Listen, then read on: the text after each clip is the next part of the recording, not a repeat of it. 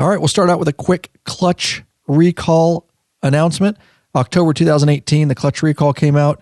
It is a little belated, but there's a reason why, and I'll get a little bit deeper into that. But clutch recall new October 2018 happened on one of our police bikes, in fact, and it's only affecting some. But let's actually read I wonder if I have the article here. I don't, so I'll just give you the skinny of it. You'll need to check your bike on that.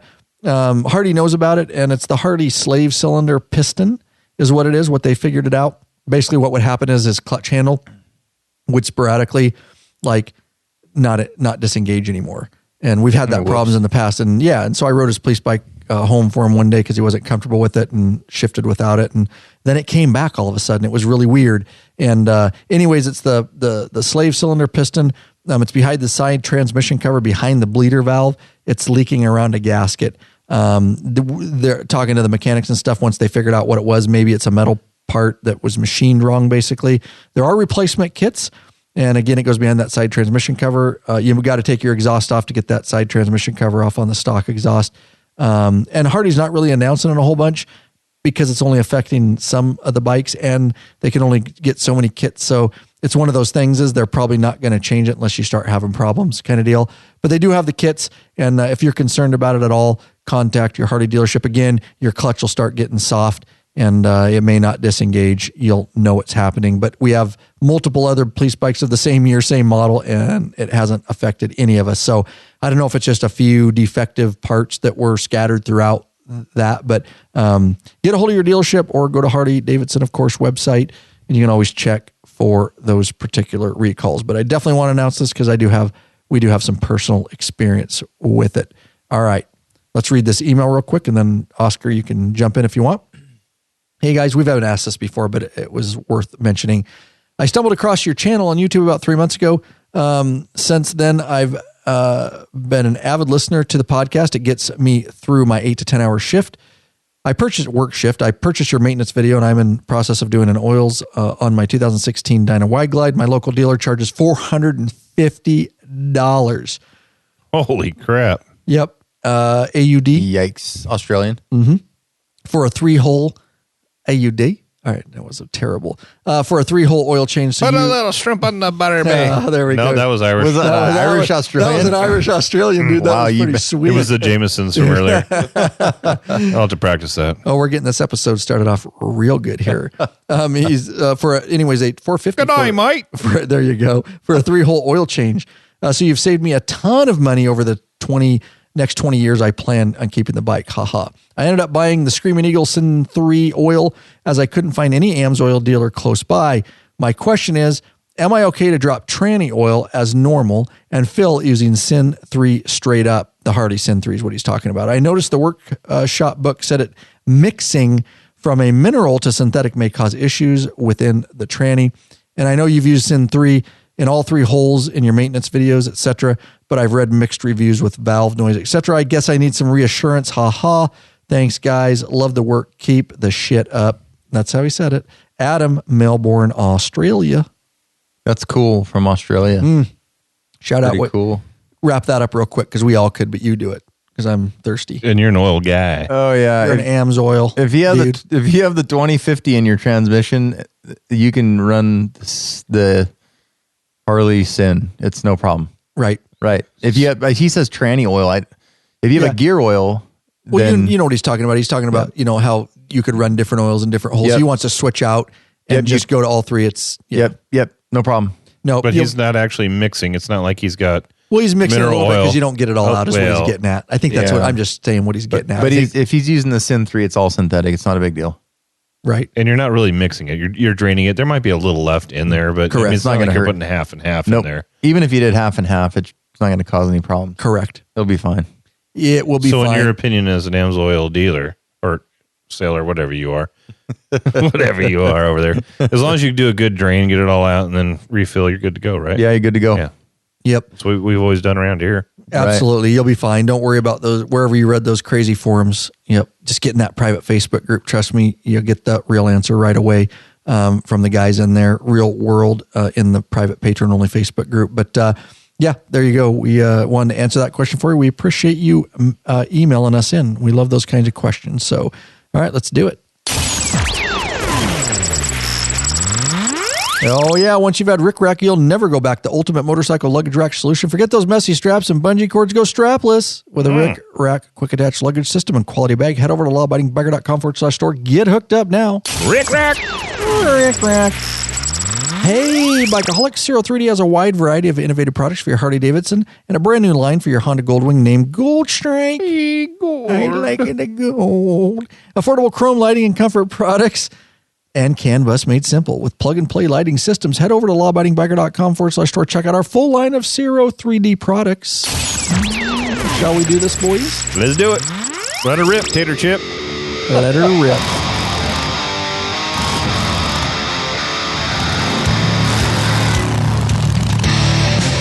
Welcome back, you freaking bikeaholics. This is the podcast for the motorcycle majority, the big MM. That's right. Also known as the 99%.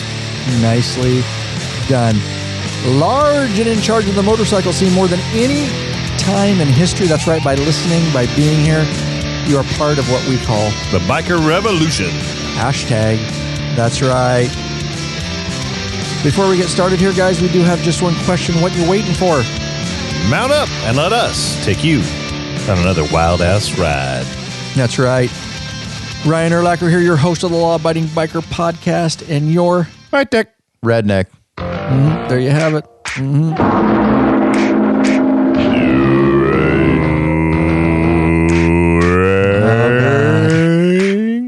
my God. We got Oscar in the house again. We appreciate it. Right off the piggybacking off a live episode we just did. And patron members, even though we do a lot of them live and we live chat, this is one of the first ones we're doing where even though we're not live, we're recording it, the video, and we're going to put this stream in the back of your patron account. So there's no better time in 2019 to get hooked up, mid-level or above, and you can get access and you'll get this live video podcast, broadcast, whatever you want to call it, a long time before it comes out on the regular podcast aggregators. So, again, it's not live, but it is being recorded and it will go, and you'll get to see it on video if you want, or you can just push play and throw it down on your seat, but it will also be on video. Mm-hmm. What's a podcast alligator? I said aggregator. Oh, I thought you said alligator. Okay. Gotcha. I thought, alligator did I really sounded say it cooler. Wrong? Yeah, I was going to say, did I really say it wrong? I may have, dude. I may have. It's been a long day. Been filming all day in the studio. And we'll see where we're at. And maybe we'll talk about some of that at the end. There was some fun stuff we did today. But anyways, new free video real quick. Let me tell you the main topic and then we'll do the new free video. We're going to get into the new FXDR 114 that Hardy put out. I did a YouTube video on it, blew up, and tons of comments. And you do need to metric make sure, shit ton. Metric shit ton. That's right, to be scientific. But make sure you watch that video, guys. I'll put it in the show notes, lawabidingbiker.com/whatever episode number this is how you always get the show notes. A new free video I want to announce, been out, Rocker Red Selvage Motorcycle Protective Riding Jeans. That's right, they are Kevlar jeans. I forget what it's called, I can't think of Dynatech or something like that, but it basically Kevlar. It's a biker review and test. I'm always testing new gear, progressive gear, and I will link to it in the show notes. Really cool.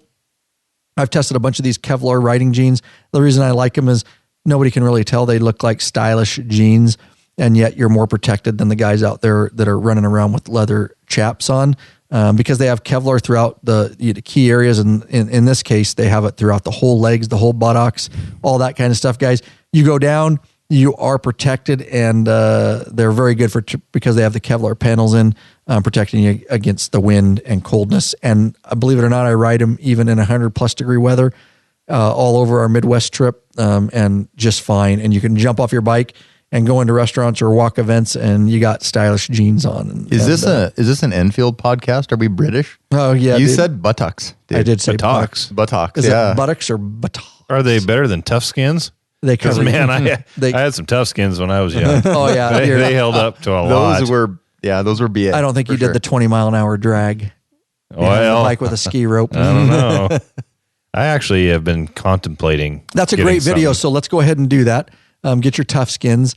I'll get the cameras and I'll wear my Kevlar jeans.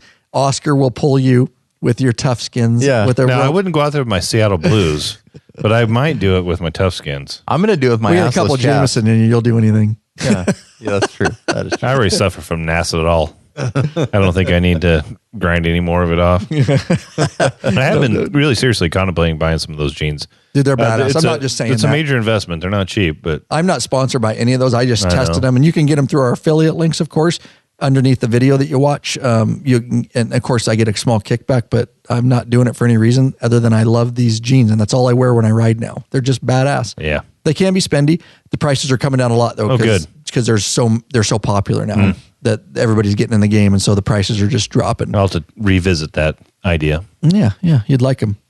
You'd like them, dude. All right. And we appreciate our sponsors up front of the show. Of course, we want to thank the following people real quick. They are also sponsors of this show. Bill Toms of Warrensburg, Missouri. Robert Johnson of Ridgefield, Washington, a Washingtonian, and he is a top-tier patron. Nathan Wales of St. Joseph, Michigan, also top-tier. Brian Nesbitt of Bel Air, Maryland. Chad Wilcox from Arvada, California. Chad's a top tier. It's Arvada. Is it Arvada? It is. It is Arvada. No, it's Arvada. It's Darth Vader. John Edwards of Madison, Wisconsin is also top tier. Lawabidingbiker.com/Patreon, Patreon. Pledge a certain amount per piece of content. No risk to you because you can put a monthly cap on it. That's right. There are benefits. Stickers, t-shirts, private Facebook group. You get the live broadcast and chat, up to access to our premium videos up on request. So there you go, guys. And we already said we're adding some more benefits up front here in 2019, like this episode that's being recorded. Yet it will go in the back of the patron account, a link so that you can listen and or watch this video of us podcasting well before. And we're batch processing now. So when I say well before, it's well before it actually comes out. Matt knows that. Yeah, unless for some reason we bump it up in the line. If it's a really important topic, we bump it up. But other than that, it kind of sits. Yeah, we on average have 6 to 8 podcasts sitting waiting. That's awesome. Yeah. Ahead of schedule. Right. Yeah, we try to stay ahead of the game. Yeah, it's tough for us with all our schedules and work and everything going on and families to get together. So we'll do 2, 3 a night. And we just got to a point where we've got a pretty good catalog going on. Like a podcast savings account. Yeah, pretty much. That's cool. I make a withdrawal. With no interest. Yeah, right. No interest, but I make 3 withdrawals a month. But you're thinking of your future. Nice. Right. Yeah, exactly. All right. So we got the main topic, guys. Again, the 2019 FXDR 114 test ride and info. I've already done a test ride video with my thoughts. I already did a walk around video where I just walk around the bike. You can see all the components. We talk about that. And then I did an article. Of course, the videos are within the article on our website. So let's just dive into this thing. You like this bike, Justin, up front. You guys jump on right now if you're not driving or something and you're listening, jump on the website and take a look at this thing with us. And it's badass. Like when they came out with this, I was like, this is innovative, you know? Yes, right. Yeah. Totally awesome. Still a forward riding style, upright. But man, I bet that thing corners. I bet it does. Man, that would be fun. When I rode it, I had a ball. I will tell you, I had an absolute ball. Felt like a kid again. Again, we'll talk a little bit about this. It's not, does it mimic something we just did a podcast about? Well, yeah. When I look at that, it looks like the Livewire too. Totally. Yeah, I was thinking that, and actually that's why I have a picture up here to remind me. But you look at the rear end, the way it's designed. Yeah, very similar. Very similar. That seat cowl thing, and then the rear the fender. cafe. Yeah, bike style. The difference is on this one, you have forward controls versus the. I wouldn't even know if I'd call those mid controls on the Livewire. They're back. No, they're more like a sport bike. I agree. Yeah, right. back. Yeah, did I say mid controls? I guess I call mid. I think they're technically mid controls, but they're back quite a ways. Where these are forward controls. They're towards the front of the frame. Might be a little more comfortable riding position. And the Livewire we're referencing, we already did an episode on it. You'll want to check it out. We did a full in-depth, and I did a video on that too. But that's Hardy's first electric bike. If you're not familiar, you'll want to go back and check that episode out. We had a lot of fun and give you information about that electric bike. But yeah, this is very much, I wouldn't be surprised if they kind of use some of the same frame and different things for it. You know what I mean? Yeah, the styling is very similar.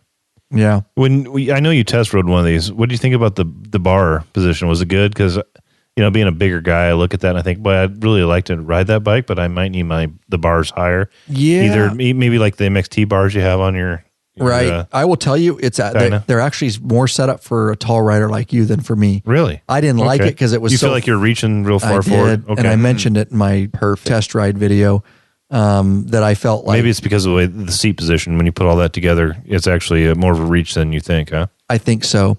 It was interesting because I'm 5'8" and I'm an average rider, and usually Harley gears their bikes towards the average rider. For that 5'8", 5'10" person for sure. So I was surprised that I had to reach like that for those handlebars, and that's one of the things I didn't like about the riding position for me. Now, if the rest of it is not good for a tall guy, but the handlebars are definitely geared towards that. If you had more of a mid controls, do you think it'd be easier because maybe it'd put you in a different position where you're naturally leaning forward and your knees are back and your feet are back? Maybe.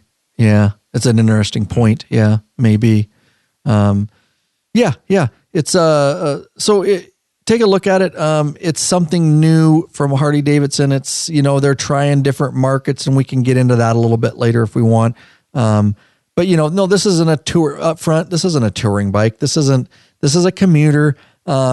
It's not for long distance. We already talked about the mid controls, the handlebars, the seat alone is not nice. It's not like my couch on mine, the heated hammock, this thing is for running and gunning, commuting back and forth. It will it'll turn a lot of heads. It is really, whether you like it or whether you're going to get it.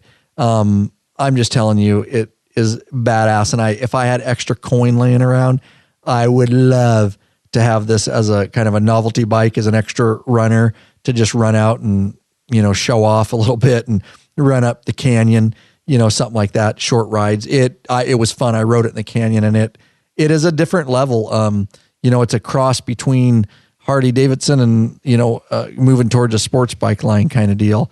With the flair of a fat rear tire, which was a really interesting point, because fat rear tires like that, generally speaking, that is not a good for cornering at all. Right, and it's not good for performance. But I will tell you, the way that they did this, and Harley says it, with the swing arm and the way they set up the bike, I was not expecting that with the fat tire. I was like, this thing's going to ride like shit. It actually, however they set this thing up, even with that fat tire, it corners like a mother. And it doesn't feel weird when you're cornering. So yeah, that was one of the things. If you look at this thing, and I forget, we'll get into the specifications, but it definitely has that wide rear tire. So we want to go through some of these things. Oscar, you can, I can. Why don't we go through the motor start with that? I got the spec. Actually, I just got the spec sheet up because I was looking at the price and stuff. Go over some of them, bro. All right. So the motor, the Milwaukee 8 114, which is amazing for a bike that light. So I'm going to skip ahead a little bit. Mm-hmm. Where'd it go? 119 foot-pounds of torque for a 680 pound bike. Yeah. What do you think about that? 668 pound. That's insane. Is it? That is insane. Because, you figure my stock Ultra Limited 2013, I think, has what? Like 75 foot-pounds of torque? Yours might has what? 119. So 75 for a full touring, which is a heavy bike. Which is another 300 pounds heavier. Plus the wind resistance. Right. Yeah. And this has no wind resistance to it. This would be a scary, insane, fast bike. I'm not going to lie to you, it is. Yeah. No, I believe it. I'm just pondering. I'm like, damn it, I want to ride it. If I ride it, I would buy it. Right. I would buy it in a heartbeat. I wanted to. Yeah. I can't justify it, nor drive the money to. Right. But I'm not going to lie to you. Lurch, my nipples got hard when I rode it. Oh, the nipples. We're back on the nipples again. They went full mast. What is with the nipples in this He's guy? got a nipple infatuation today. Dude, they went full mast. And the way he's looking at me right now, I am so uncomfortable. It's a little awkward moment. I just had a Me Too moment. Dude, they went just like this. Full mast, dude. And usually when I get excited, they go half mast. But they went full, dude. I feel uncomfortable. We need to reroute this ship right now. It's getting off topic. This is not a safe space.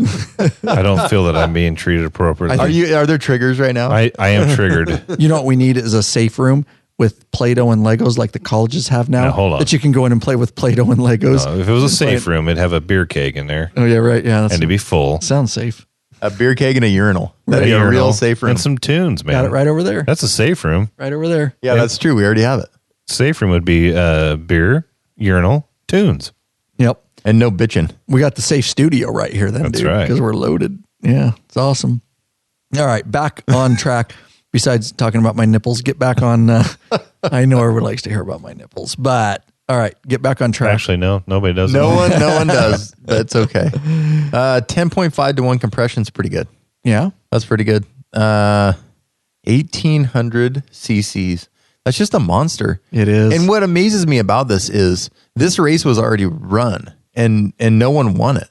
The big bore race was run and was it Kawasaki? Yeah, right. Mm-hmm. In the 2,000 cc bike, and no one liked it. Right. But Harley's.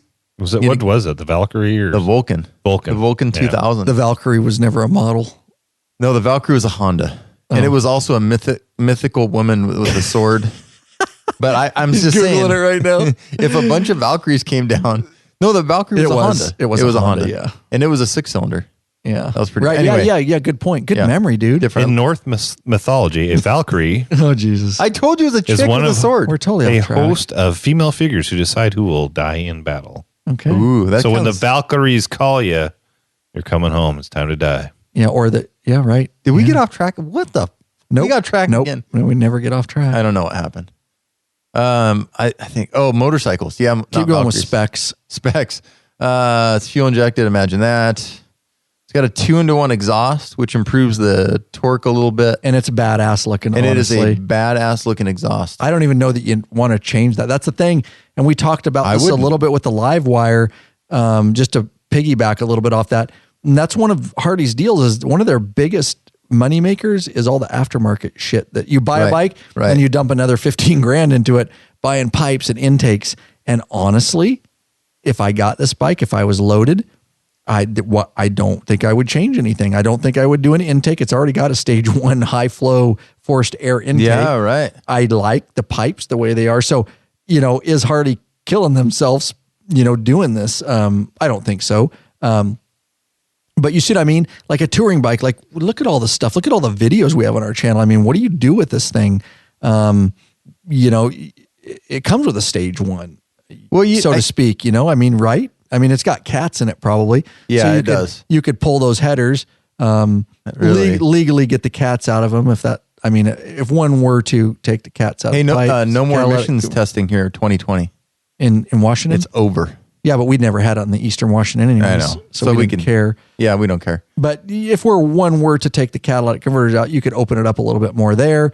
Certainly, I'd put an FP3 on it, a Fuel Pack 3 from Vance & Hines, which we sell in our store, just to tune it out a little bit, stock. But I don't know that I would do an air intake, but I'm sure they'll come up with all kinds of cool shit for it that you'd be like, oh, okay, that's cool. But see, the thing is, there's a dichotomy of Harley owners. So some people own Harleys like us because it's something that you want to tinker with. Right. And when I started tinkering with my Harley, I loved it. Like it's fun. True. It's a different part. There's the practical side. People buy Harleys because it's a good motorcycle. And if you've seen the trend, Harley is coming out with motorcycles that run good without having to screw with them.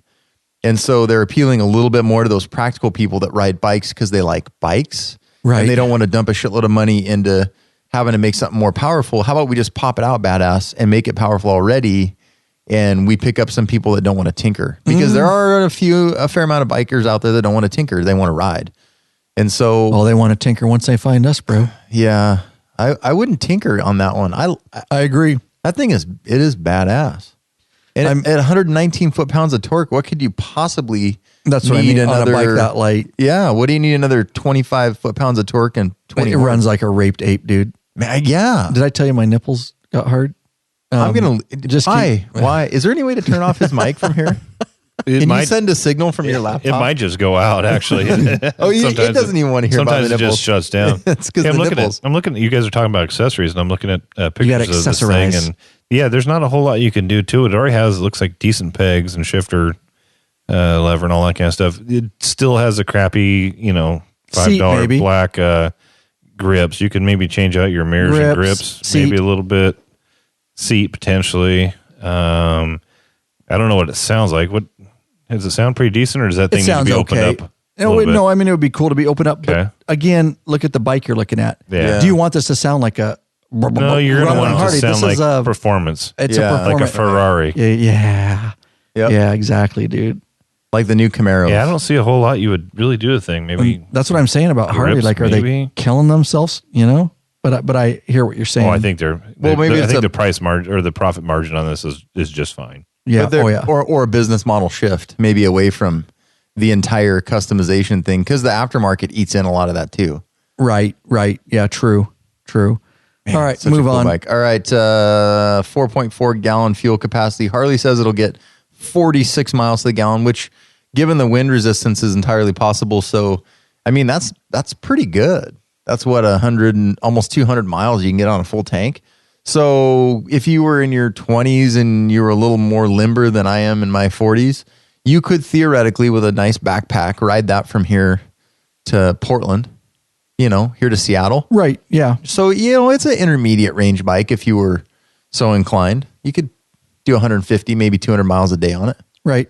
So that's not bad. No, if you could stand to ride it that far. Yeah, right. Right. If you're young but yeah, that's a long trip on that bike for me with that position. But there are guys like that Beamer I ride. There are guys that ride that 500 or 600 miles a day. Well, those are the guys when we pass them, they're all standing up on their pegs. Yeah. They're so uncomfortable. Sure, They're going down the road at 70. I didn't say it was a good thing. Their knees are locked. Their asses are numb. They're standing up passing us. Yeah. And we're not teasing those guys, but even if you're in good shape, that's just a crappy position to be in, which is always interesting to me that motorcycle manufacturers, even Harley, even make that. I don't know what else you do on that bike, but why do you make a riding position that's like that? Because knees were not meant to be like that for extended periods, even if you're a young man, I don't know. One of their drawbacks with some of their other bikes is the tanks are so small that either you ride with the other dyno riders, because, we get those guys mixed in with the touring bikes, and then we got to stop every 100 miles for gas. So on this bike with a 4.5 gallon tank and, 40 miles to the gallon,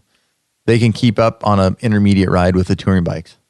That's pretty cool. It is. And they have plenty of power to keep up with all the touring bikes, and so we don't lose anyone. Sometimes we get some of the older dynas that can't keep up, or some of the older bikes that they got to stop for gas and they can't keep up. Right. Yeah, no, it's a good point. Pulling up on my screen here, that's one of the you can get custom paint jobs on these. That's exhaust as well. Look at that exhaust. Oh, carbon fiber exhaust. That's even better. I like see what I mean? Even better. We're already saying I wouldn't change the exhaust, and then you see this, and you're like, okay, that one's got different mirrors and grips on it. You're like, okay, maybe I would. Oh yeah, they have a different intake on that one too. Yep, they got a different intake, and again, that's what I mean. We say they're getting out of it, and you look at that bike up here, and you're like, oh yeah, that bike looking, oh yeah, it's badass. I wouldn't do a thing to it. Yeah. Then that's a typical Harley owner. Then you come down here, you're like, maybe I would change. That's I didn't know they could get a cooler intake, and I didn't know they could actually make cooler exhaust and carbon fiber exhaust. Look at the foot pegs. I mean, instead of the little cheap rubber pegs. I mean, so I have to digress on my comments a little bit. It even got me here. You're like, okay, you can make it look even cooler. And it's aesthetics. It's part of it's totally aesthetic. It's not performance. No. That intake is doing no better than the stock the other one, right? And those Screaming Eagle bikes, of course you can get Screaming Eagle, because who doesn't like a Screaming Eagle? That's right. They are. They say scream? America. They scream America. They scream America. It sounds like America. No, fuck, that's a screaming chicken. It's a screaming chicken, dude. That one had a different shifter linkage on it too. Oh, did it? Yeah. Yeah. See right there? Yep. Plunk. Oh yeah, you got shifter linkage. You got to, dude. You got to do the shifter linkage. I don't know. I wonder if the regular bike comes with that. I couldn't see in the picture. It didn't. I don't have close-ups of the shifter linkage in that, and this picture below says you will get hot chicks if you. Oh yes, you do, because she's hot. Yeah, and he's looking at her, and notice he's looking at the bike, not at her. Right, he's looking down at the bike, and she's. That's pretty good bokeh there in the panty background. dropper. It is good bokeh. Look how she's blurred up. Good bokeh. Nicely done, Lurch. Yep. Must have been using a wide aperture on that. Oh, for sure. All right. Probably about 2.8. Holy shit, we just geeked out a lot. We need to stop that for a minute. All right. Go back into specs, Oscar, on what you know about the specs and kind of some of the performance of this thing. The rest of it I'm looking through, like, who really cares? 32.6 degree. Cares. 32-degree lean angle, which is impressive. That's a long ways to go. It is. It's got a great lean angle on it. 1868 cc. You said 1800. Right. So it's actually 1868. Fake news. All right. I am going to reach across this series of tables. I'm going to invert your forks here in a minute. That video blew up, huh, Lurch? Oh, yeah, for sure. Yeah. That one was huge. It was. I put a lot of effort. I cranked that thing out in such a little amount of time. I did that all by myself, completely, 100%. People think I have a crew, and that was stressful.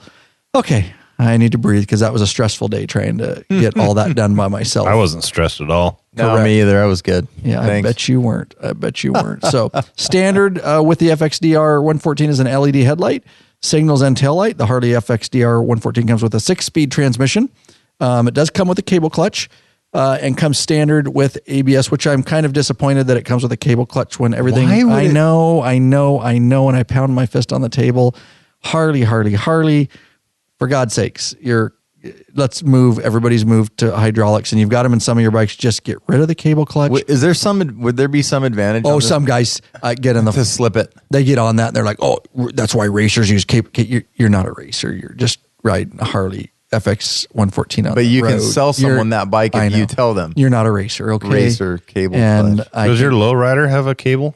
the lowrider does? Yeah, it's weird. Sometimes they put them on CVOs and they just need special bikes, and I don't really know it's what cheaper. their mythology is. It's cheaper, on but methodology. On the more powerful bikes, the cable clutch was a little more forgiving than a hydraulic clutch, right? The hydraulic clutch engages. It is at a certain point. We went on our police bikes. We went from cable to hydraulic, and it was a learning curve. You can slip them if you know how to do it. You just got to find that gray area. Well, yeah, right. It's a little different. It's harder. It is harder. It's a narrower area. Right. Agreed. So we're selling really freaking powerful bikes to civilians who don't know anything, even what gray That's area what I'm is. saying. I think that's why the cable clutch is there. It's more forgiving than a hydraulic clutch. But then why do they put on their other bikes? The 110, same thing. Yeah, but why do they put hydraulics at all then if they're worried about the customers and that it's more forgiving? Why? Maintenance free on the less powerful bikes. That's the only. Dude, hydraulic is maintenance free. That's cable what I'm saying. clutch takes adjustments. No, that's what I'm saying. They put them on the bulk of the new bikes because it's maintenance free and it's pretty easy to use. They put them on the stuff. I'm opining right now because the only thing I can think of is the power level of the 110 in the Dyna frame. Nice use of the English language. He's going to have to learn it. It's the Enfield forums right now. Nice. The Enfield. Nice. That's the only thing I can think of why they would do that on that bike out there in this one because of the power. Yeah, interesting. All right, let's do this real quick. Then I got another point to bring up. Hey, Bikeaholics, searching for new and exciting motorcycle products? Zero 3D has just what you're looking for. Check out their wide variety of innovative products for Harley-Davidson and Honda Goldwing motorcycles. Zero 3D's got your back with chrome, black parts, lighting, and other comfort products. No modifying, cutting, grinding, or welding for an easy installation. Damn right, that equals less time installing and more time riding, Oscar. Zero 3D has a design team with over 40 freaking years of experience with a passion for design and innovation. CAN bus made simple with plug-and-play lighting systems. They pride themselves on great customer service. Got a question? Call them. Actually, get in touch with them, sales at 03.com, or call them 715-808-0027. Check out your local Harley or Honda dealership and ask for Zero 3D or Gold Strike parts. A new leader has emerged, so check out Zero 3D's custom line of Gold Strike products for Honda Goldwings. Gold Strike. I like gold. I like it, the gold. Help support us. Head over to lawabidingbiker.com/store and check out our full line of Zero 3D products. Just like that, Oscars, how it's done. So I will mention one thing that I wanted to say. And so I did get a lot of feedback through the handlebars in regards to the vibration of the motor, much more than our touring line, of course. But nothing that was a deal breaker for a bike like that. That's not a long distance bike anyways. It wasn't crazy like, oh my God, I can't feel my hands. So I expected on a performance bike like that, that kind of feedback. The dash is all electronic to include the digital tachometer, which obviously Harley is on these bikes, on these upper end bikes and touring are starting to go to a lot of digital stuff, it seems, right? The live wire, the same thing. It's digital speedometer. We don't have them on our bikes. My 14 SGS is still not a digital speedo analog. Right. So what did you think about the 2.4 inch viewing screen for all that? Did it seem right? Like you could read the speed and stuff and it was okay? It really was. Seems pretty small. It is. But considering all it does is that it's not like an infotainment system. It's just that it was adequate. So good question. So I got to time to, obviously with this bike, I will say it has a 240 millimeter. We already talked a little bit about that rear tire, and that's what a lot of critics said right away. That's bullshit. How can you make a performance bike with a 240 millimeter? That immediately says it's not a performance bike. But I'll tell you, it's got an 18-inch wheel on the rear, 19-inch front wheel with a 120 millimeter wide front. The tire Turks, it works well with the front and rear together. The new cast aluminum swing arm and inverted forks with the cartridge dampening, both rounded out to make a good cornering motorcycle. I was actually very impressed with its abilities, guys, and I already mentioned that on the cornering. So whatever they did together, no, it wouldn't be the number one thing for a cornering bike that you put a big wide tire on it, but they did it in a manner that it's acceptable. And I consider it a performance bike. It really is. And I know a lot of sports bike riders would balk at that. They would do that exactly, but it's not supposed to be. It's a hybrid bike, so to speak. Right. It's in between a sports bike or a Harley and a sports bike, and it's this whole new market. You see a lot of the cafe racers, right? You see these new markets emerging, and I think somewhere in between, Harley obviously is trying to reach out for a specific demographic there on this bike. But again, if I had the money, I would definitely like to put this in the shop, and it was fun. It really, I just had a great experience with that. I wish I'd had it longer, or I could have just ridden it without filming. I could have just ridden it the whole time, but I was trying to get shots and do all kinds of other stuff. So, all right, Lurchy, anything you want to jump in on here while I wet my whistle? Well, unlike the live wire that we were talking about earlier this evening, which is just a complete separate genre of its own, I think this is a bit of a combo bike. It has some true Harley stylings with the riding position and some of the look, but it also throws in some cafe racer type style. So I think you're right when you said it's kind of a combo bike. I think you'd have a lot of fun on this thing. It's not something you're going to ride from here to, I don't know, Colorado or whatever. You're not going to spend several days on it, but this thing would be a hoot. It'd be a lot of fun. Man. So yes, it would be. I don't know that I'd buy it if my idea was touring, but if I wanted something fun to have a good time on, this would definitely be it. And I was shying away from some of the Harleys, like the Dynas, when they got rid of the bob fender and we're doing some of this more kind of a look like this. But I think they hit the nail on the head with this one. If you get it for what it is, it's a hot rod. Yeah, definitely. And and especially when you think about hot rods, cars, trucks, whatever, motorcycles, you strip them down, put a big ass motor, and you want to go fast and look cool. And this thing is a hot rod. And so if I was buying it with that in mind, just hauling ass and having a good time, I think it would check all the boxes. Yep. Well said, bro. Amen. Now pricing on this thing. And again, I kind of balked at this pricing a little bit, I believe, on the video. And I know a lot of people did. I think you're kind of right in there, though, with... That's Oscar Screaming Eagle right there. Yeah, oh yeah. Yeah. America. 21,349 starting for Vivid Black. And by the time you get all your accessories, you'll be out the door with 25 grand, taxes, licenses, extra parts. That was one of the things, again, for a bike like this. And they're trying to get, just like the live wire, they're trying to get into a different market here. And so this, again, I said it on the live wire episode. This is really a beta bike to me. It's getting into a specific market, and they're trying to change and evolve. I think they need to do these kind of bikes. This doesn't change Harley-Davidson as a company. They're still got all their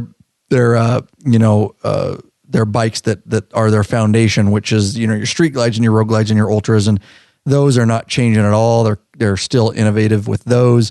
This is just simply trying to move into the future and get an audience that they don't necessarily have. But the funny thing is, it's bringing a lot of us from that audience of touring, which I will never leave because I actually like riding cross country, right?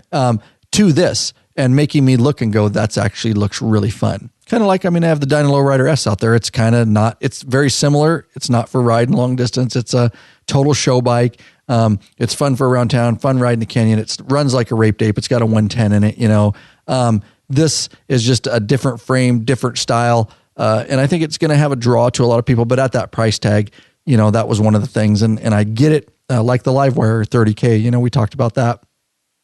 That price is going to turn a lot of people off. But again, on this bike, I say they're not trying necessarily to sell 1 billion of these. They're trying to test the market a little bit. See, and I go ahead. I think this is right along with what Harley has done for quite a while. Because I mean, if you think back to 2009, the Rocker C was something very Thank similar. you. It's similar. See, thanks And for taking so- it back, and everybody Yeah. went, "Rah." Oh, it's not new. And so let's call it what it is. It's not a CVO, but it's in the CVO category.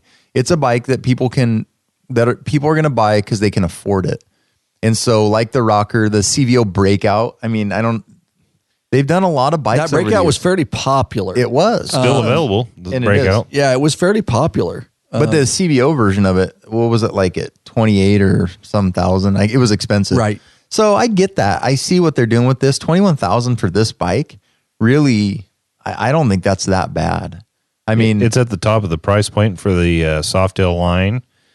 but you also get when you look what you're getting. yeah, you get the biggest motor out of that whole thing, and that's really what this bike is set up for. So I think this would be a cool commuter bike for someone that didn't need to pack stuff. You jump on it in the Correct. morning, and then your evening cruise home can include a trip, 30 miles out of the way, and you can lean corners and haul ass a little bit and relieve some stress from work. I think that's badass. I mean, if I had needed a third bike, that would be it. I would definitely. I can't even look at it because every time I see it, I'm like, damn it. See, I know I'm the same I way. really like it. I want to buy it. And I'm like, I got the Dyna Lowrider S out there, which I love, and I'm like, I should sell it and go get this. Get I'm that, like, yeah. no, I love my Dyna Lowrider S. That's the thing, it's Well, that's not too far off from this, really. I mean, when you look at that Dyna Lowrider S, that's got a little more classic Harley. right. T-bars, look we to it. West coasted it out. Right. Yeah. But I mean, it's very similar. It's a hot rod, small, light bike. Right. This thing has the styling's a little bit different, especially when you look at the back end with the wide tire and the cafe style seat on it. Right. But that's just when I think of this thing, I think of your Dyna Lowrider out there, your Dyna Lowrider S. This is a newer version of that. Yeah, Correct. Right. As they move into the future. Yeah. The Lowrider S was a one-off. Yep. Right. Right. They've done, like you said, the Rocker C, they've done one-offs for a long time, but I don't know why people freaked out about this a little bit. Some of the Harley community, which I think they it's overreact. It's the style. It's the cafe seat on the back. If you look at the front of that Right. thing, it doesn't look that crazy. The It's got dyno- a good rake on it. yeah. I think it's the cafe seat with the rear fender set up there, where it's part of the swing arm. It's Right. a little futuristic looking.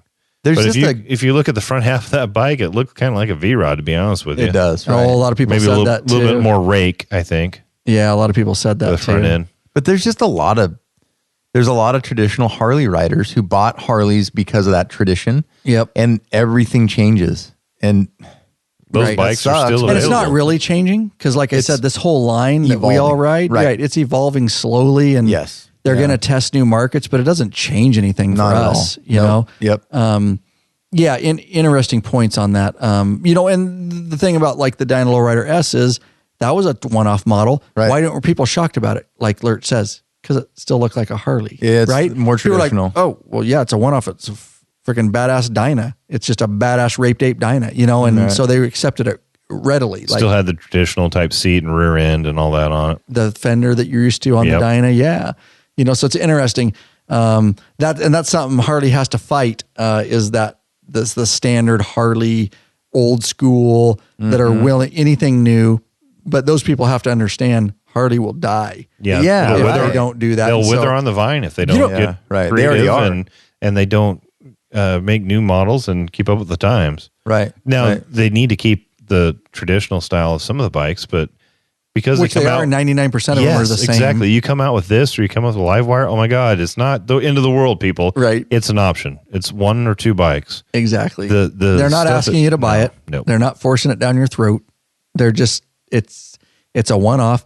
Ignore it and continue on as you were. Right. Well, and Harley- don't let it stress you. A lot of people do. It's amazing though, as we grow deeper in this community, really learning it. Yep. I think we know it better than Harley about who their core customers are. You find out some people just, boy, you do anything like this and they get mad. And you're like, dude, they don't even want you to buy it. Really. You can They still don't, get your Road King, your Street Glide, your Road Glide, yeah, your Ultra. make it pop, loud You pipes. still got it all. Yeah. The traditional looking bikes are still there. wear your leather chaps and ride on. You know, I mean, there's nothing wrong with that. Harley's the only company that only has motorcycles. Every other motorcycle company has Cars, jet skis, the Can-Am, Indian. Yep. I mean, they have side other by stuff. sides. If Harley does not diversify, they will die. They will wither on the vine, like you just said. The craziest they got is they had some Fords that they did for a while, Ford trucks that had some badging on the sides. They did. Yeah, they did. The F-150s. And what a cool collaboration. Mm-hmm. But it didn't go very far. So I get it. I'm glad they're doing it because I want to keep the traditional. Wow. Right. Buy me that. Would you buy me that? Yes, I will. What are you looking at? CVO Road Glide. 2019 CVO Road Glide. With that number one. That's. Oof. Speaking of hard nipples. I'll tell you what. I'll buy you that. You buy me that. We'll be good. All right. Oh, wait a minute. I'm getting ripped off because it's like 20 grand more. Yeah. Did your nipples go full mast? Not again. Well, he brought it up. That's only 40. Oh, it's That's double. only 42K. Hey, you buy me 2 of those. I'll buy you one of those. Oh, okay. Good deal. If it gets repoed because I don't pay the loan, I'm sorry. Nice. Let's do this and then we'll keep on moving. Hey, Bikeaholics, you're searching for the easiest and quickest detachable luggage system for your motorcycle? Rick Rack has just what you're looking for. Forget all those frustrating straps and bungee cords that can come loose and slap your paint. Slap your paint! Check out one of Rick Rack's awesome quick attach strapless luggage systems. This father-son team has designed something really special you can't find anywhere else. Yep, these guys ride so they truly understand the needs of bikers. The Rick Rack quick attach system is strong, durable, and secure with a lockable system. Also, check out their full line of quality touring bags to accompany your quick detach system. Once you use Rick Rack, you'll never go back. What are you waiting for, Bikeaholics? Head over to lawabidingbiker.com/store and check out our full line of Rick Rack systems and bags. And that's what we were in the studio today, in fact, filming an entire new video for the Rick Rack systems for on top of your Ultra, on your trunk. We use Oscar's bike, on your road glides, your street glides, all that kind of stuff. It will be coming out. And how are we looking on time? All right, so we're doing good. So there's a little something, guys. Now you'll need to be subscribed to the YouTube channel, of course. There's a little bit something interesting that happens during the Rick Rack video. Now we're not going to reveal it all, and it actually will be out by the time that the regular listeners, if you're a patron, you'll get this early, way early. But if you're listening to it in regular podcast format, by the time it is out, I will have released this video on the YouTube channel. And I go over all of the Rick Rack system and what it's about and some of the new changes they've made and exactly how it works and what you need to get if you go to our store and you want to order it up and some of your options. During that video, there might be something interesting in it. And that's all I'm going to say. And if you spot it or you figure it out, go ahead and make a comment in the YouTube, below the YouTube video. Wonder if someone will figure it out. They might. You got to watch that video, guys. We had fun with it. But there may or may not be something in it that you might or might not see. It's there, whether you see it or not. It's there. I will tell you that the bigger screen you watch it on, the more likelihood that there may or may not be something that you see in there, and it's ridiculous. It's absolutely ridiculous. We hope you have fun with it. We had fun with it. We're just trying to. Oscar came up with the idea, and it was actually pretty funny. And we're trying to be innovative here in 2019 and keep it fresh, you guys, and keep you guessing. So, aside from the great information in that video, there is something that may or may not be there. All right, I can't neither confirm, very non-committal, or nor deny that there's something interesting in that video, Lurch. So you guys got to go watch it. Hopefully I'll put it, I may or may not remember to put it in the show notes, but just if you're subscribed to the YouTube channel, remember it's the newest, latest Rick Rack video from us. And that way you'll be able to get it. I'll actually let's just do that right now. Let's do that right up here, Lurch, because our audience doesn't mind that I make notes. Oh, let me do this. Put Rick Rack video link in show notes. And I'm doing this with, you guys can't say it, I can't say it. You can't say it. That way it reminds me. Oh. To put it in there. So if you're watching or listening to this show later, you can go to the show notes, lawabidingbiker.com/whatever show number this is. And I'll put a link to the new Rick Rack video so you can be out there for you to find out see. what may or may not. Or may not. What are we not supposed to say? The program that you're using? No, I don't want you to say this. Oh, I will not say that. Oh, yeah. Correct. Don't say that. There you go. Is that a hook or what? That's a That's hook. the big hook to get you to watch the Rick Rack video. There you go. All right. Let's move on with the FXDR. What else, Oscar, on this bike that you want to talk about? I want to talk about financing. Yeah, no doubt, dude. That's That's you getting ready to buy one, are you? I really am. The last time we did an episode, we covered it in brief, and I drooled a little bit, and I think we covered it all. I mean, there's not a whole lot really to it. It's not real complex. There's no infotainment. It's a big ass motor. It's a hot rod. It is a hot rod with length, 95.1 inches. Mm-hmm. That's what she said. Pretty standard for me. I measured that with that seat. It's the length of my nipples when they're hard. That seat would keep your ass in it because it's got a cafe style where you get a nice. Oh, it did. Yeah. Right. So when you get on that thing, you're gonna. It kept my arse in it. Yeah. I romped on it. I'm not going to lie to you.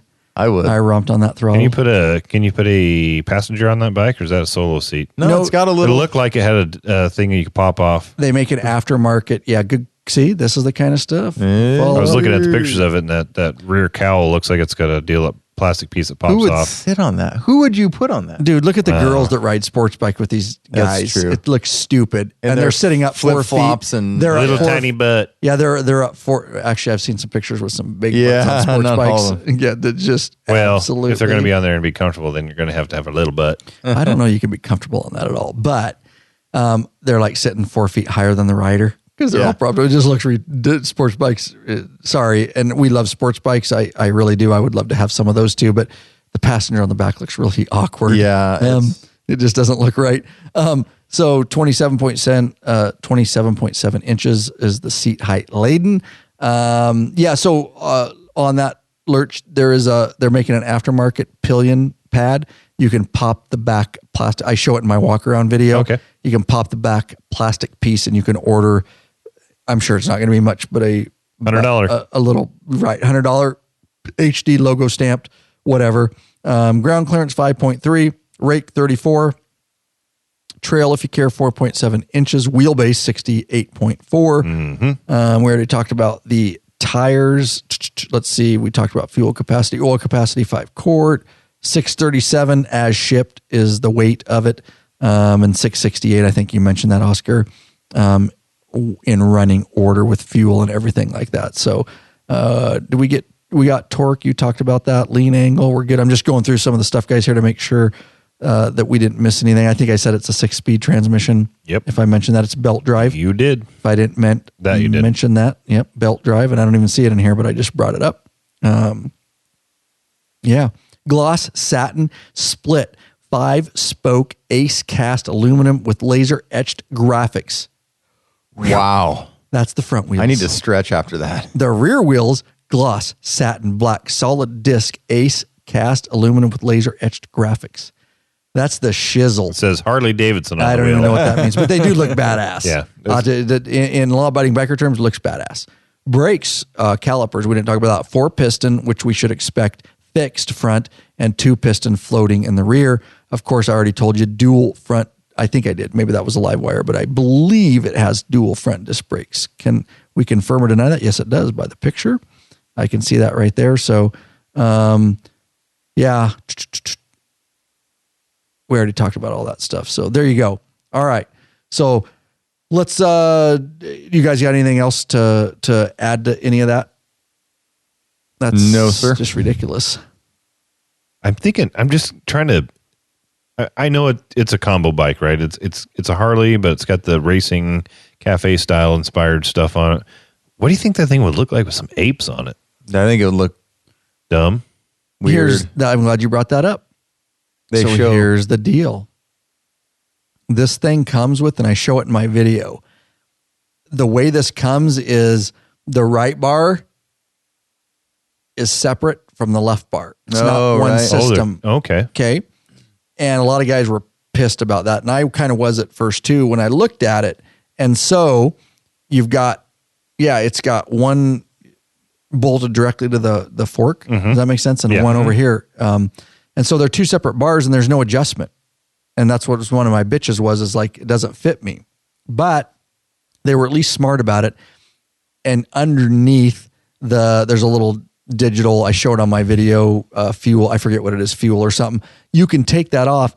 Underneath there, they have put the ability for you to put a regular clamp on for clamp style handlebars. So you can get rid of those two. Get rid of those risers and put different risers on. And so they do have that. And that was a big deal to me. The dealership actually told me that. They were fairly educated on this bike and said, oh yeah. And it says it in here somewhere or in my article. I thought it did.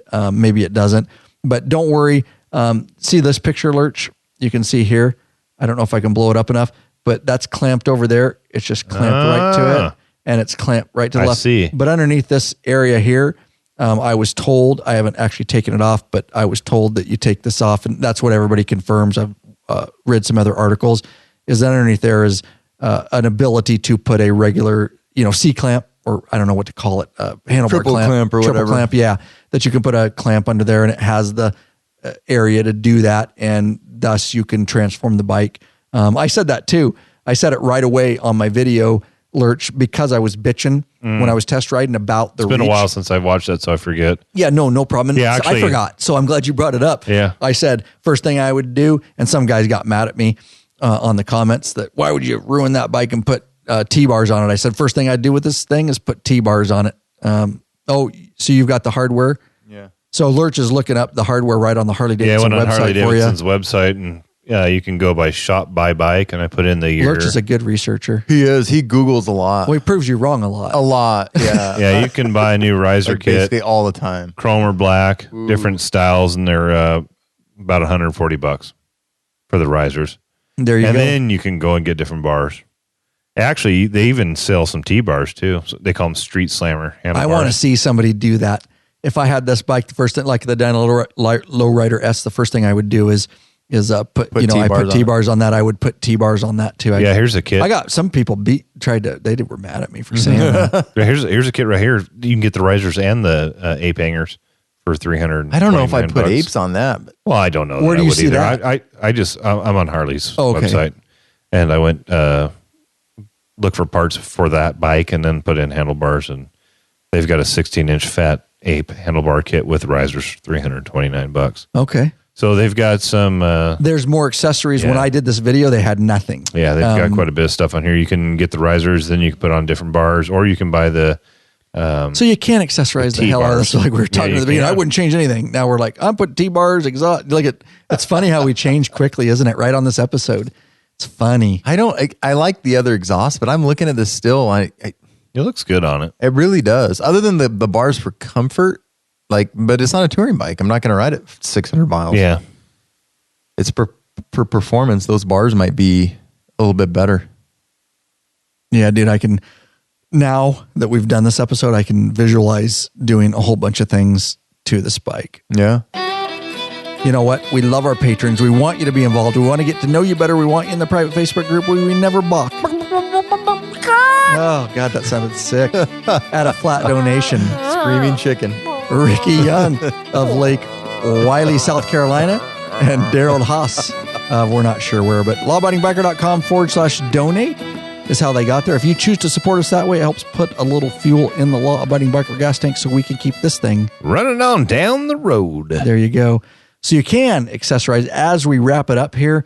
We appreciate you guys. Hopefully this was some great information for you. I'm looking at this. That was a neck bubble alert. Yeah, it was. Mm-hmm. It happens. Can't edit that out. Wow. You cannot. Keeps it real right here. Let's finish this episode up. Unless you guys have anything. FXDR real quick. To me, novelty. It's great. It's fast. It's fun. I absolutely, if I had extra cash, I'd buy one. It's a commuter bike. It's not comfortable necessarily. It's not the most comfortable bike, but it was a absolute pleasure to run a short distance up the canyon. And like I said, if I could have enough money somehow, I would certainly add it to a collection. If I was Jay Leno, maybe, and have it in my shop and just take it out for fun. It is absolutely, I think they did a great job with it. It's totally innovative. And Yeah, leave a comment on the website if you guys end up getting one of these. Let us know what you think of it. Oscar, anything? And then we'll end up with an email. Lurch? I just Googled Honda Magna really quick because for some reason I'm looking at that bike and something just kept popping up in my brain. No, it's not the Magna. It's Which the is it? VMAX. The VMAX. Remember, we talked about that on the other episode. It looks a lot like the VMAX. In fact, if you Google, I think they still make it. It's a Suzuki, right? No, Yamaha. The VMAX, yeah. Yamaha VMAX. Yeah, this looks a lot there like. you go. There, you're right. Yeah, the Yamaha VMAX. I felt when I was looking at it, I felt like I've seen it before. And the VMAX is still one of the freaking fastest, coolest bikes on the planet. Yeah, another hot rod. You just don't see a lot of them around, No. which is weird. Yeah, So you I really hardly don't. ever see them. And I think this is the same kind of thing. It's Right. a niche bike. It's a hot rod. It's a combination of Harley style and cafe racing / sports bike. It's a weird hybrid it is. deal. It's the thing is though, when you look at it, it's appealing when you look at it. Totally. And it Catches your eye. performs. I think what really helps it is it's got a gas tank that's still Harley. It still has a peanut style or what you're used to when you think of a Harley gas tank, whereas the V-Ride just had that ugly ass gas tank on it. You could just never get past that. So, you're not going to see a lot of these out there. It's a one-off kind of thing. Would I buy one? Hell yeah, why not? Would it be my only Harley? If you had the money. No. Right. Yeah. It'd be my The fun caveat. bike. It'd be my fun bike. But when, a lot of people go, it's the V-Rod. The V-Rod's back. No. Right. No. This is totally different. I disagree too. This is a combo. This has some classic Harley styling, whereas the V-Rod didn't. The V-Rod was very futuristic at the time. True. At the time, it didn't look like, it was a Buell, that's why. But it didn't look like a Harley. This is a Harley, but it's also got some race bikes, some cafe bike stylings added to it. So I think it's different than the V-Rod. Is it going to be popular? I don't know. I think it's going to be guys that want that hot rod. Yep. Absolutely. It's novelty. It's a novelty bike. Yep. Some people will have it. So if I had the money, yes. If it was my only Harley, no. Yep, absolutely. Well said. Well frickin' said. Let's end up on this note here. Tim Ellis of Pittsgrove, New Jersey says, Ryan and SFMC Brothers, that's Sworn Few Motorcycle Club, which we're involved with here at Law Abiding Biker Media, LEO club only. I want to save some money and purchase your bike service video. I watched the older one you have and liked the information provided. I had my 1K service done at my local dealer because I was being lazy and also was under the impression that the warranty would be voided if done elsewhere. About 40 miles after my service, I saw oil on my garage floor. My oil filter was coming loose. Is this familiar, guys? We're not trashing dealerships here, guys. Don't get all pissed right away, okay? My oil filter was coming loose. There was oil all over my electrical cables and blowing underneath my bike all the way back to the rear frame. That's dangerous. Very. Oil on your rear tire, that has caused some accidents. Okay. He goes on to say, after tightening the filter, all was well, but I'm not so happy about the oil I now have to try to clean up and what was clean frame and parts. I'm more than capable to perform this and will buy the needed tools. I just have a couple questions. In the 1K and 5K service guide, they mentioned adjusting the primary chain and the drive belt. Do you cover these in your video? So I will answer that question really quick unless you want to, Lurch. Go ahead. Okay, so we absolutely show you how to adjust. And honestly, they don't do that at the dealership, guys. What we show you how to do, we show you how to adjust it if you need to. Those belts really never really need adjustment. They're Kevlar and they go forever. But you do what's called a belt deflection test, and we show you that in detail in our video, how to do a belt deflection test to make sure. And we show you if it is out of adjustment, what you need to do to tighten it or loosen it a little bit. But honestly, unless your axle nuts come loose or the cams back there, the little cam plates, it's not going to get out of adjustment. We don't even adjust it on our police bikes. But you do a quick belt deflection test with a belt deflection gauge, which we show you. It's super cheap. And so we do cover that completely. We don't show you how to adjust your primary chain. The reason is it's self-adjusting. All your new bikes, which are, for a long, long time in the 2000s, they're all automatic primary chain adjustments, and your dealership doesn't check it because it doesn't need to be checked either. We do have a free video out and show you how to on our YouTube channel if you want to replace your primary chain adjusters. We do show you how to put new ones in, but on a regular service, you don't need to do that. Again, older Harleys, they weren't automatic and they did need adjustment, and that's why they got away from them, because they were absolutely a pain in the ass. There's no Oscar. word. Yeah, there's no, and yeah, my They were a 06, pain in the ass, They weren't were. You had to check it all the time. Mm-hmm. The new bikes, there's not even any way to check it. There's no more inspection port. And like on my old wide glide, my 05 wide glide, You swapped it out to an automatic, didn't you? exactly. It did not have them. First thing That's you did the on those video we bikes, Was on that bike? we weren't even on the Tube U yet. Oh. We didn't have, when I had my wide glide, we didn't even start Lab yet. When we started Lab, I had my denim black. Oh, that's right. Yeah, because you're talking 2013. So, but there's absolutely those bikes back then. That's what everybody did, because it's bullshit. It was like $100 to buy automatic cam chain adjusters, primary chain adjusters, right? And that's what we did. We changed them out. So there you go. I hope that answers that question. Lurch, read on the next, and you can answer this. And use our affiliate link, please. Which one are we talking about here? That one right there? That's his Also, next is that question. a Memphis shade you have on your Street Glide? If so, what size? I was thinking about changing the one on my Road Glide, but I didn't want to go too high or change the look too much. No, that is not Memphis shades. You can mention it, because I'll put an affiliate link. I'm making notes right now to put our, it's a Clockworks. Yep. Right? Yeah. Go ahead. The flare, sports flare. In my Road Glide's a sports flare, and yours is the Clockworks also. Right. Great shields. And we're not affiliated with them, guys, but in the show notes, we'll put a link. Yeah. Just if you do appreciate the information, click through, no additional cost to you. We get a small kickback. We'll pump you through to RevZilla or something if you're going to get a Clockworks like I have on my Street Glide. The design of those is pretty slick, because they call it the hips and valleys or something like that. But the way it's shaped, Yeah. I like hips and valleys. hell yeah. I go deep down in the valleys. Delicious. What's neat about it is that the design allows for a shorter shield, but it almost feels like a taller one, because the way it deflects the air up and over and around you. And they look just cool. And they look cool. And they also provide some downforce too on the front end as well. So very, very, very good shield. Yep. They're not cheap. I'll tell you that, but I've had mine since I got this bike, and I absolutely love it. And the link in the show notes that we'll put will be to the exact one that I have on my Street Glide. But You will not be disappointed. again, you can click around, and if you have a road glide, you can get the one that Lurch has. So let's see. I hope. And there you go. There's and I just want to tell you guys real quick, we're not trashing on dealerships here at Law Abiding Biker Media. There are great, just like any car dealership, you have any profession. You have some professionals, and then you have some not professionals, and it is a dealership. And I will tell you right now, to end this, is that nobody cares about your bike as much as you. Even the most professional dealership mechanic. It just is what it is. They're rushing bikes in and out.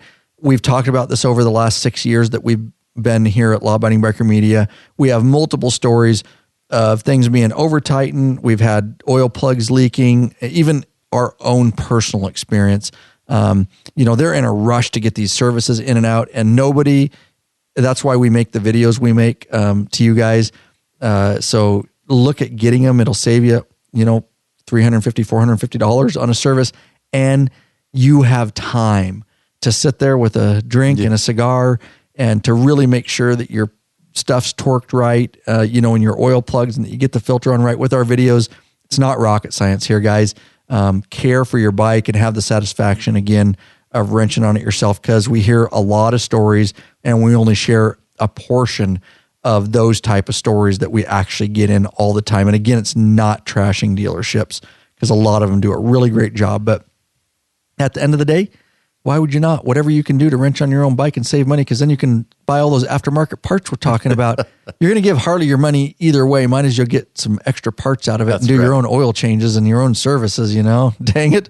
All right. Anything before we take it out here, guys, or should we just wrap it up? Let's wrap it up. Wrap it up. Oscar's got a ride home. Yeah. Oscar's awesome guy because he rode over here earlier today. It's still winter here, and it was very foggy and icy this morning, and it broke and burned off, and it got up to 45 or so. But it is later at night here at 9:30, and the temperature's plummeting, and it's 34. Planning on riding home. So that should tell you. But I don't think there's a lot of moisture out, so Now I'll be good. Oscar should survive the ride. I'll be okay. I might cry a little bit. But it's going to be cold. It will be cold, no doubt about that. So thank you, Oscar, for sticking it out with us, bro. Got the videos My pleasure. filmed that we needed and 2 episodes in the bucket here. What shall we do right here for a call to action? There you go.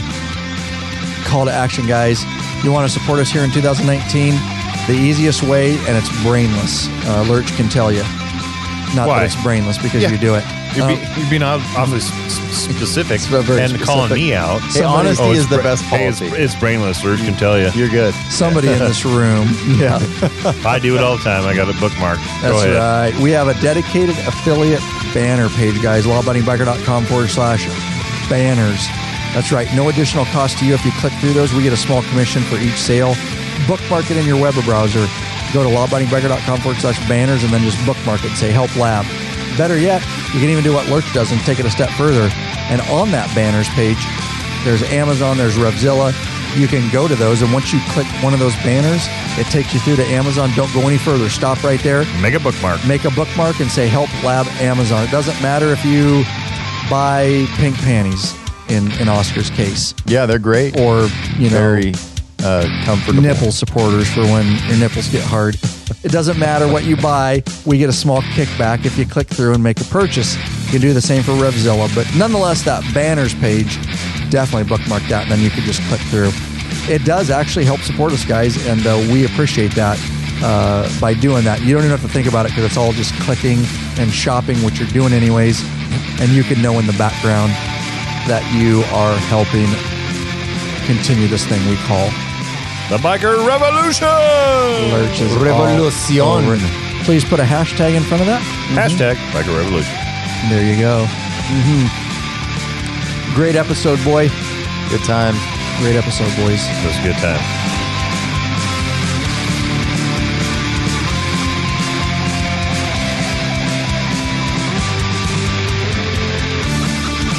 Air drums.